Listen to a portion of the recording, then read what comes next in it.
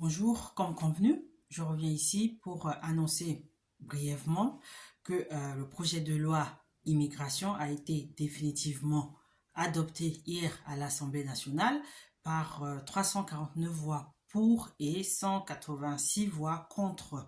Donc, suite à cette adoption, le ministre de la Santé, Aurélien Rousseau, a démissionné aujourd'hui. Monsieur Aurélien Rousseau, gloire à vous. Et là, trois départements viennent d'annoncer qu'ils n'appliqueront pas la nouvelle loi immigration, à savoir la Gironde, le Lot et la Seine-Saint-Denis.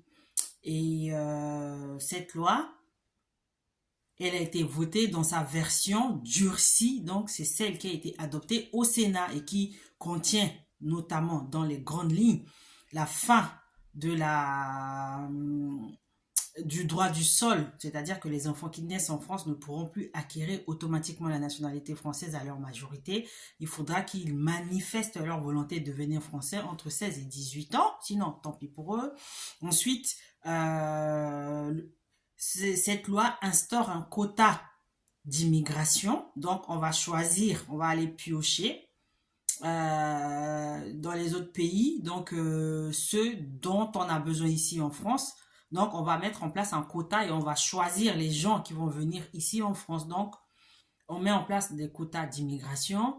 Et puis, l'autre point important contenu dans cette loi, c'est la durée nécessaire sur le territoire avant de pouvoir bénéficier, par exemple, de l'aide au logement, l'aide personnalisée au logement, donc qui est fixée à 5 ans. C'est-à-dire qu'une personne étrangère qui réside en France doit pouvoir passer 5 ans avant de prétendre à ces aides au logement. Donc, en gros, c'est cette version durcie de la loi immigration plutôt, qui a été votée hier. Donc, des députés de la majorité se sont abstenus, mais je reviendrai plus longuement pour faire le point sur cette loi immigration qui fait basculer la France du côté de tous ces pays où les nationalismes montent, où le racisme monte, où la préférence nationale, parce qu'il faut appeler un chat, c'est ce qui s'est passé, cette loi, c'est une loi qui instaure la préférence nationale. La préférence nationale, c'est une idée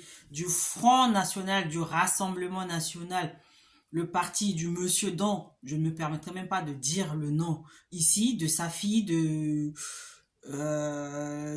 leur président actuel, ce jeune qui n'a même pas de licence, mais qui aspire à diriger la France. Donc, la France, aujourd'hui, a voté cette loi. Cette loi, à vrai dire, elle est contraire à toutes les valeurs de la République, à toutes les valeurs que la France a défendues jusqu'alors. Donc, on va revenir dessus, on va lancer un débat, on va faire le point sur cette loi immigration qui, de l'aveu de beaucoup de gens, est une loi qui n'a rien d'humain, qui n'a rien d'humaniste dans le pays des droits de l'homme. Donc voilà, on refait un point plus tard, plus longuement, de façon plus formelle sur la loi immigration, donc qui a été définitivement adoptée hier. Juste pour information, le président de la République a transmis donc cette loi au Conseil constitutionnel aujourd'hui pour analyse et vérifier la conformité à la Constitution. Donc, les députés de la majorité votent une loi dont ils savent pertinemment qu'elle contient beaucoup de points inconstitutionnels, mais ils espèrent que le Conseil constitutionnel va s'en charger, va censurer les parties qui sont contraires à la Constitution. Donc là, aujourd'hui, on assiste à quelque chose d'inédit, à une crise politique complètement inédite. Donc, on reprend plus tard pour faire le point plus tranquillement. Donc, voilà ce qu'on pouvait dire aujourd'hui sur cette loi immigration qui a été adoptée hier par l'Assemblée nationale après l'adoption à une large majorité par le Sénat et après une version écrite et un accord trouvé par la commission mixte paritaire. Donc je reviendrai dessus un peu plus tard parce que la commission mixte paritaire, comme je l'avais expliqué, c'est la suite du processus législatif, pardon.